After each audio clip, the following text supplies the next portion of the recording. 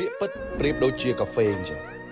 វាល្វីងមិនតិចមែនតែវាធ្វើឲ្យយើងស្វាងបានចាស់គាត់ផ្ដាំយើងថាកុំលងនឹងសម្ដីពេលខ្លះគេសរសើរយើងស្លាប់ហើយគេបង្អាប់យើងអាចនឹងរស់ពាក្យសរសើរមានពីរផ្លូវគេសរសើរមានការពិតអានឹងគេហៅថាការលើកទឹកចិត្តតែបើអសរសើរហើយលើសពីការពិតអានឹងគេហៅបញ្ចោហើយកន្លែងនឹងក៏គួរតែប្រយ័ត្នមនុស្សខ្លះមិនចូលចិត្តស្ដាប់ពាក្យពិតទេធ្វើខុសហើយចង់ឲ្យគេសរសើរក៏មានដែរគេនិយាយត្រង់ខឹងគេប្រាប់ពីចំណុចខ្វះខាតខឹងគេចោទគេថាប្រកែចាប់កំហុសអីចឹងទៅហើយពេលដែលយើងប្រកាន់ណាគំនិតនឹងកាន់តែយូរទៅមនុស្សនៅជុំវិញខ្លួនយើងគេឡើងហ៊ាននិយាយការពិតហើយ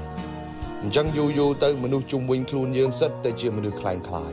និយាយលើកជើងនិយាយបញ្ចោអីចឹងទៅរហូតដល់ថ្ងៃមួយយើងជួបគ្រោះដោយមិនដឹងខ្លួនដោយសារតែអាពាក្យសរសើរខ្វះការពិតនឹងឯងសុភាសិតអឺរ៉ុបមួយគេនិយាយថាថ្ងៃដែលយើងព្រមទទួលយកការពិត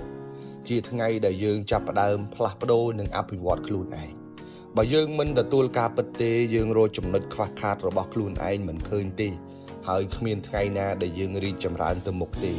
យើងរស់នៅជាមួយនឹងភាពคล้ายคล้ายយើងរស់នៅជាមួយនឹងដំណើរជីវិតមួយដែលគ្មានការពិតគ្មានថ្ងៃដែលយើងអាចអភិវឌ្ឍទៅមុខបានទេរៀនស្ដាប់ការពិតខ្លះទៅក៏វាមិនអីដែរទោះបីជាពេលខ្លះវាទៅតិចបន្តិចមែនរៀនអោបទៅសោបមនុស្សនិយាយពិតឲ្យច្រើនបន្តិចទៅ